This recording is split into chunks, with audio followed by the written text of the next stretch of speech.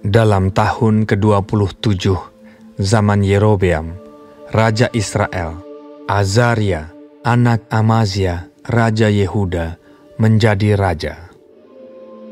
Ia berumur 16 tahun pada waktu ia menjadi raja, dan 52 tahun lamanya ia memerintah di Yerusalem. Nama ibunya ialah Yekolia dari Yerusalem. Ia melakukan apa yang benar di mata Tuhan, tepat seperti yang dilakukan Amazia, ayahnya. Namun demikian, bukit-bukit pengorbanan tidaklah dijauhkan.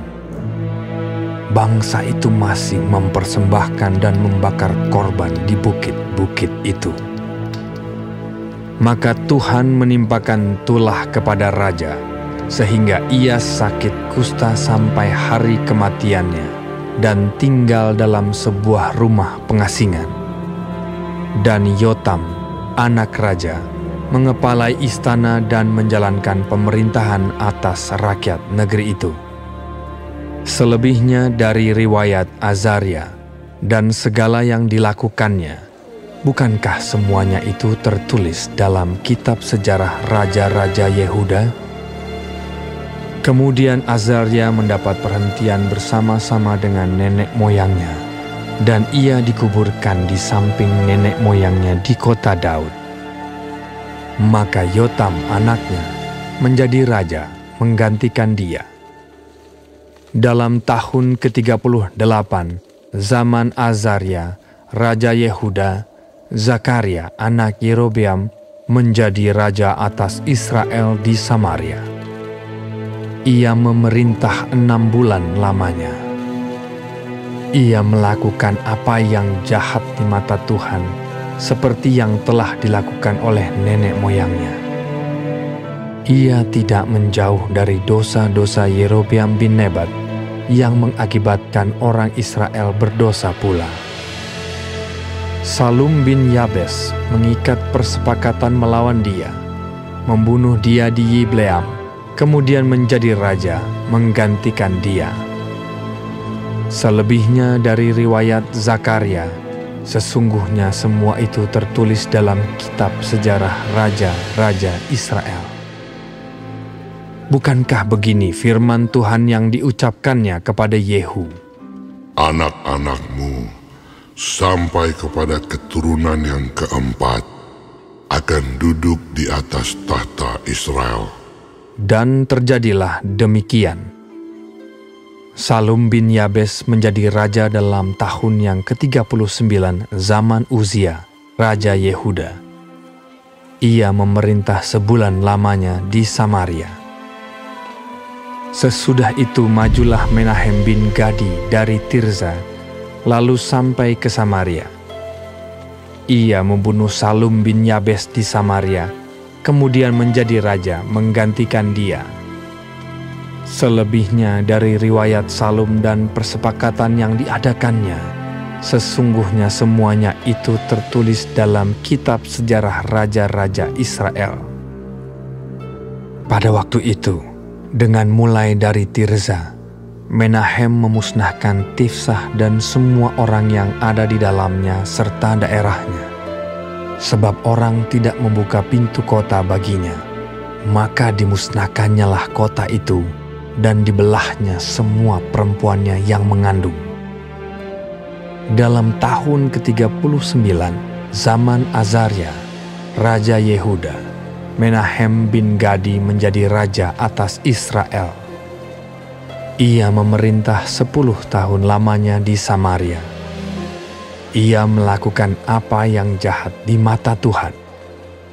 Sepanjang umurnya ia tidak menjauh dari dosa-dosa Yerobeam bin Nebat yang mengakibatkan orang Israel berdosa pula.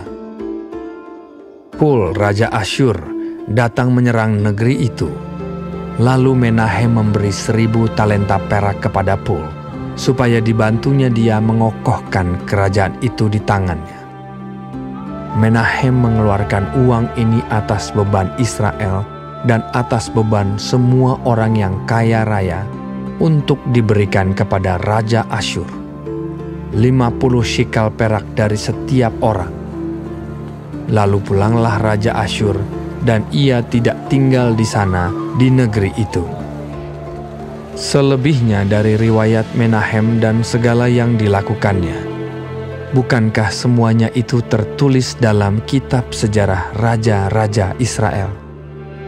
Kemudian Menahem mendapat perhentian bersama-sama dengan nenek moyangnya. Maka Pekahya anaknya menjadi raja menggantikan dia. Dalam tahun ke-50 zaman Azaria, Raja Yehuda, Pekahya anak Menahem menjadi raja atas Israel di Samaria. Ia memerintah 2 tahun lamanya. Ia melakukan apa yang jahat di mata Tuhan. Ia tidak menjauh dari dosa-dosa Yerobeam bin Nebat yang mengakibatkan orang Israel berdosa pula. Lalu perwiranya, yakni Pekah bin Remalia, mengadakan persepakatan melawan dia dan membunuh dia di Samaria di puri istana raja. Beserta dia ada Argob dan Arie serta 50 orang dari Bani Gilead. Dibunuhnyalah Pekahya, kemudian menjadi raja menggantikan dia. Selebihnya dari riwayat Pekahya dan segala yang dilakukannya, sesungguhnya semuanya itu tertulis dalam kitab sejarah raja-raja Israel. Dalam tahun ke-52 zaman Azaria, Raja Yehuda, Pekah bin Remalia menjadi raja atas orang Israel di Samaria.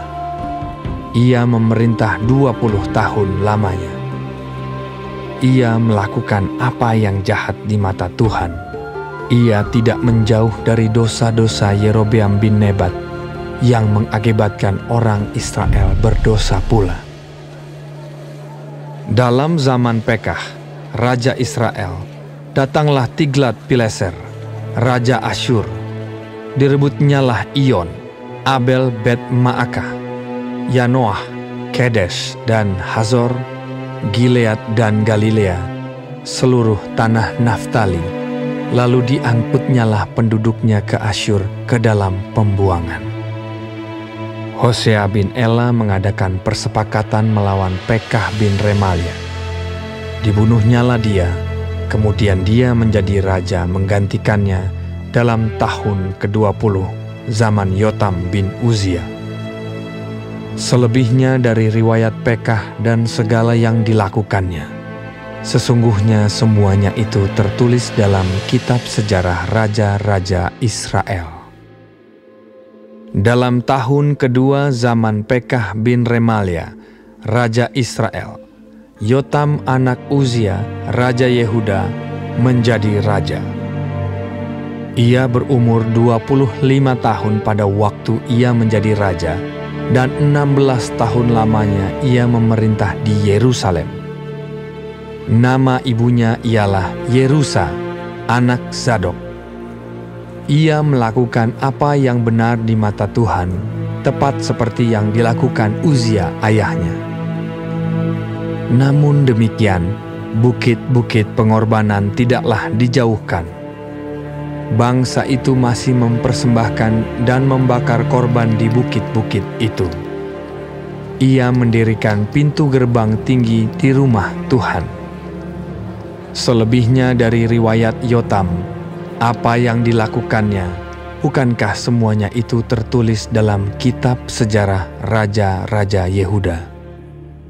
Mulai zaman itu, Tuhan menyuruh Rezin, Raja Aram, dan Pekah bin Remalia menyerang Yehuda.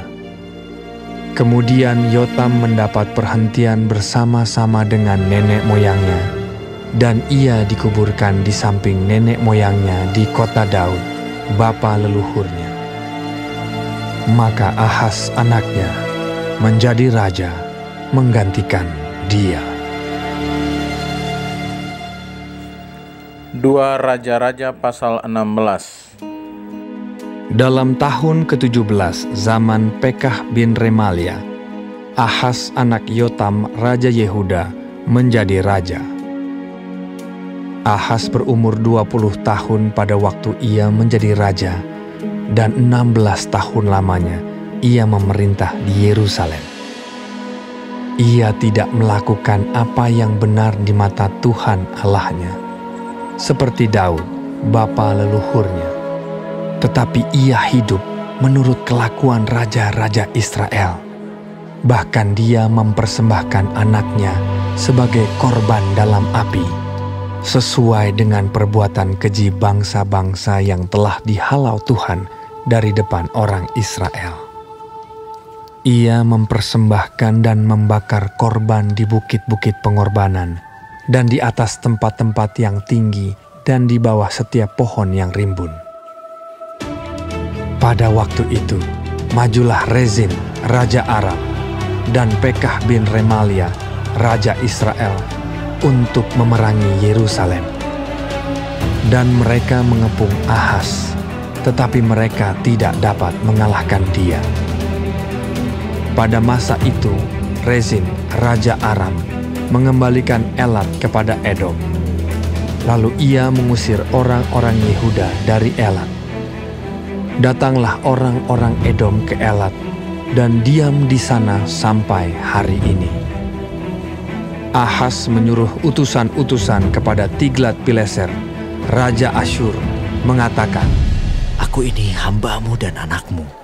Majulah dan selamatkanlah aku dari tangan Raja Aram dan dari tangan Raja Israel yang telah bangkit menyerang aku." Ahas mengambil perak dan emas yang terdapat dalam rumah Tuhan dan dalam perbendaharaan istana raja dan mengirimnya kepada Raja Asyur sebagai persembahan. Maka Raja Asyur mendengarkan permintaannya dan maju melawan Damsyik, merebutnya dan mengangkut penduduknya tertawan ke Kir. Tetapi Rezin dibunuhnya. Sesudah itu pergilah Raja Ahas menemui Tiglat-Pileser Raja Asyur ke Damsyik. Setelah Raja Ahas melihat mezbah yang ada di Damsyik, dikirimnyalah kepada Imam Uria ukuran dan bagan mezbah itu, menurut buatannya yang tepat. Lalu Imam Uria mendirikan mezbah tepat seperti keterangan yang dikirimkan Raja Ahas dari Damsyik. Demikianlah dibuat Imam Uria menjelang datangnya Raja Ahas dari Damsyik. Setelah raja pulang dari Damsyik, maka raja melihat mezbah itu. Lalu mendekatlah raja kepada mezbah itu, naik ke atasnya, membakar korban bakarannya dan korban sajiannya, mencurahkan korban curahannya di atas mezbah itu, dan menyiramkan darah korban keselamatannya kepadanya. Tetapi ia menyuruh menggeser mezbah tembaga yang ada di hadapan Tuhan dari depan rumah Tuhan, dari antara mezbah baru dengan rumah itu, dan menaruhnya di sebelah utara mezbah baru itu. Kemudian Raja Ahas memerintahkan kepada Imam Uria, "Bakarlah di atas mezbah besar itu korban bakaran pagi, korban sajian petang, juga korban bakaran dan korban sajian raja. Lagi korban bakaran dan korban sajian dan korban-korban curahan seluruh rakyat negeri. Dan siramkanlah kepadanya segenap darah korban bakaran dan segenap darah korban sembelihan. Tetapi mezbah tembaga itu adalah urusanku." Lalu Imam Uria melakukan tepat seperti yang diperintahkan Raja Ahas. Setelah itu Raja Ahas memotong papan penutup kereta penopang dan menyingkirkan bejana pembasuhan dari atasnya. Juga laut itu diturunkannya dari atas lembu tembaga yang mendukungnya dan ditaruhnya di atas alas batu. Selanjutnya demi Raja Asyur, disingkirkannya dari rumah Tuhan serambi tertutup untuk hari Sabat yang telah didirikan pada rumah Tuhan, juga pintu masuk untuk raja yang di sebelah luar. Selebihnya dari riwayat Ahas dan apa yang dilakukannya, Bukankah semuanya itu tertulis dalam kitab sejarah Raja-Raja Yehuda? Kemudian Ahaz mendapat perhentian bersama-sama dengan nenek moyangnya, dan ia dikuburkan di samping nenek moyangnya di kota Daud. Maka Hizkia, anaknya, menjadi raja menggantikan dia. 2 Raja-Raja pasal 17. Dalam tahun ke-12 zaman Ahaz, Raja Yehuda, Hosea bin Ela menjadi raja di Samaria atas Israel. Ia memerintah 9 tahun lamanya. Ia melakukan apa yang jahat di mata Tuhan, tetapi bukan seperti raja-raja Israel yang mendahului dia. Salmaneser, Raja Asyur, maju melawan dia. Hosea takluk kepadanya serta membayar upeti. Tetapi kedapatanlah oleh Raja Asyur bahwa di pihak Hosea ada persepakatan, karena Hosea telah mengirimkan utusan-utusan kepada So, Raja Mesir, dan tidak mempersembahkan lagi upeti kepada Raja Asyur, seperti biasanya tahun demi tahun. Sebab itu Raja Asyur menangkap dia dan membelenggu dia dalam penjara. Kemudian majulah Raja Asyur menjelajah seluruh negeri itu. Ia menyerang Samaria dan mengepungnya 3 tahun lamanya. Dalam tahun ke-9 zaman Hosea, maka Raja Asyur merebut Samaria. Ia mengangkut orang-orang Israel ke Asyur ke dalam pembuangan dan menyuruh mereka tinggal di Halah, di tepi sungai Habor, yakni sungai negeri Gozan, dan di kota-kota orang Madai.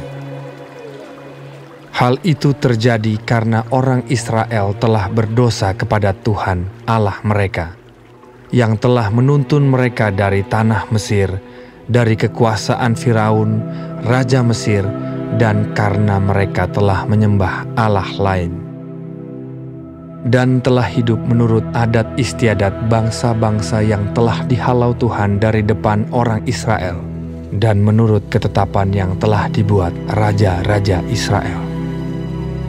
Dan orang Israel telah menjalankan hal-hal yang tidak patut terhadap Tuhan Allah mereka.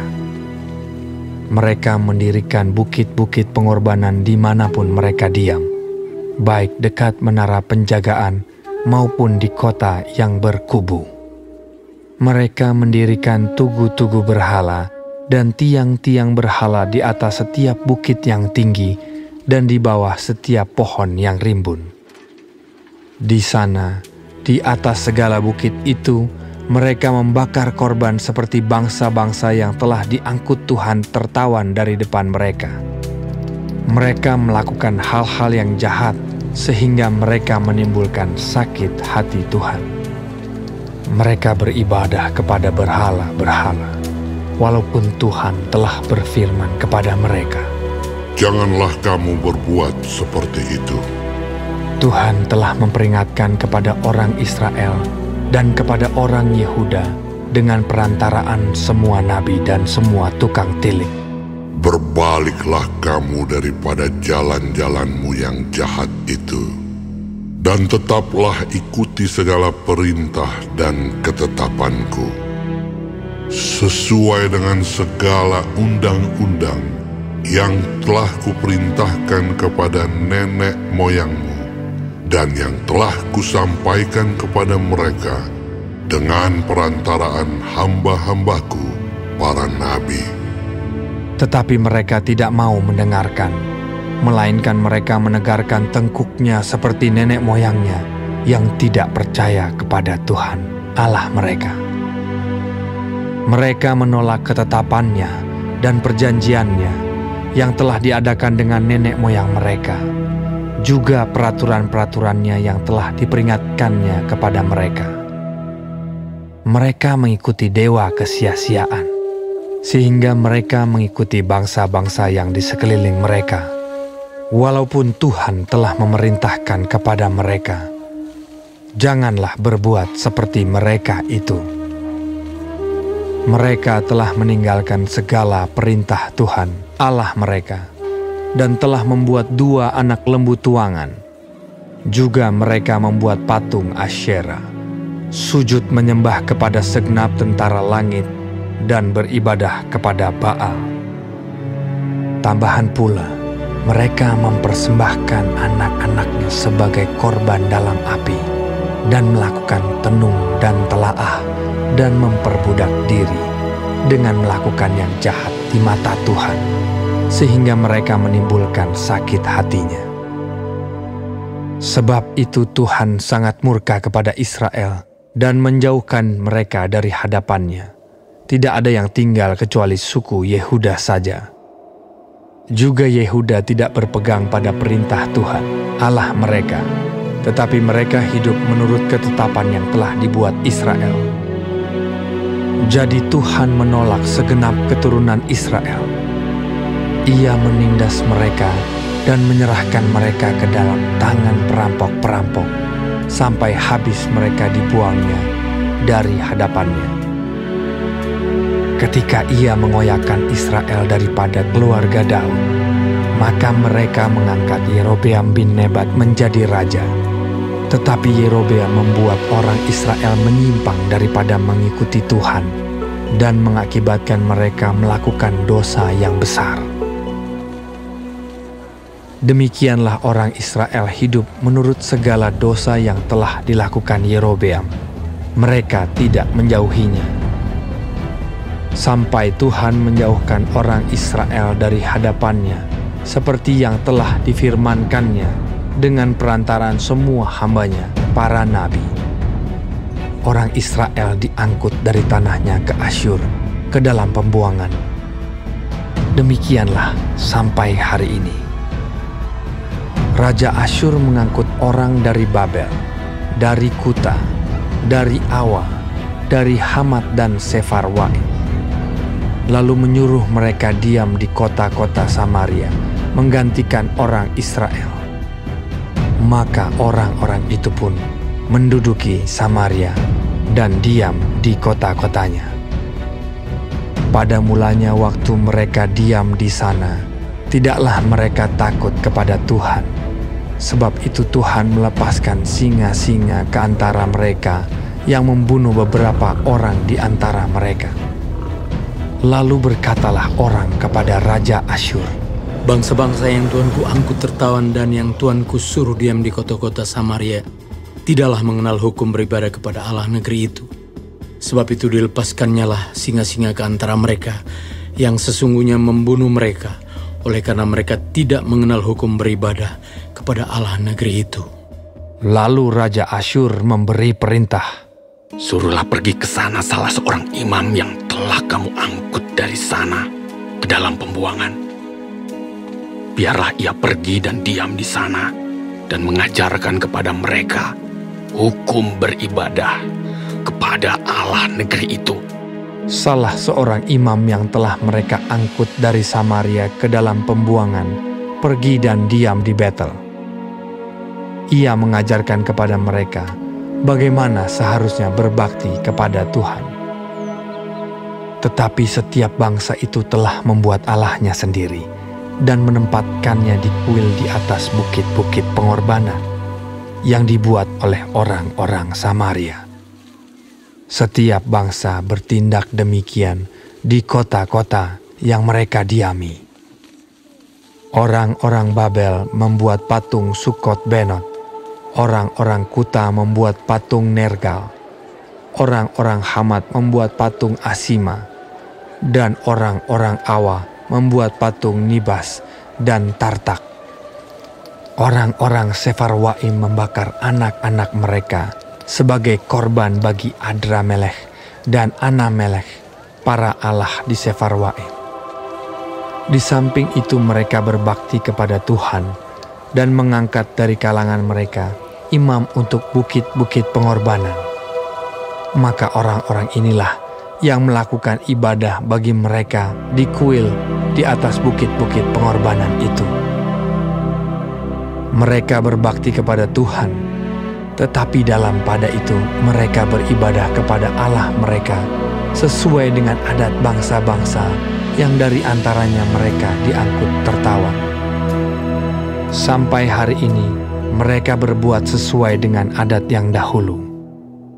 Mereka tidak berbakti kepada Tuhan dan tidak berbuat sesuai dengan ketetapan, hukum, undang-undang dan perintah yang diperintahkan Tuhan kepada anak-anak Yakub yang telah dinamainya Israel. Tuhan telah mengadakan perjanjian dengan mereka dan memberi perintah kepada mereka. Janganlah berbakti kepada Allah lain. Janganlah sujud menyembah kepadanya. Janganlah beribadah kepadanya. Dan janganlah mempersembahkan korban kepadanya. Tetapi Tuhan yang menuntun kamu dari tanah Mesir dengan kekuatan yang besar dan dengan tangan yang teracung, kepadanya lah kamu harus berbakti. Kepadanya lah kamu harus sujud menyembah dan mempersembahkan korban. Tetapi kamu harus berpegang kepada ketetapan-ketetapan, peraturan-peraturan, hukum dan perintah yang telah ditulisnya bagimu, dengan melakukannya senantiasa dengan setia. Dan janganlah kamu berbakti kepada allah-allah lain. Janganlah kamu melupakan perjanjian yang telah kuadakan dengan kamu, dan janganlah kamu berbakti kepada allah lain, melainkan kepada Tuhan Allahmu kamu harus berbakti. Maka Ia akan melepaskan kamu dari tangan semua musuhmu. Tetapi mereka tidak mau mendengarkan, melainkan mereka berbuat sesuai dengan adat mereka yang dahulu. Demikianlah bangsa-bangsa ini berbakti kepada Tuhan. Tetapi dalam pada itu, mereka beribadah juga kepada patung-patung mereka. Baik anak-anak mereka maupun cucu cicit mereka melakukan seperti yang telah dilakukan nenek moyang mereka sampai hari ini.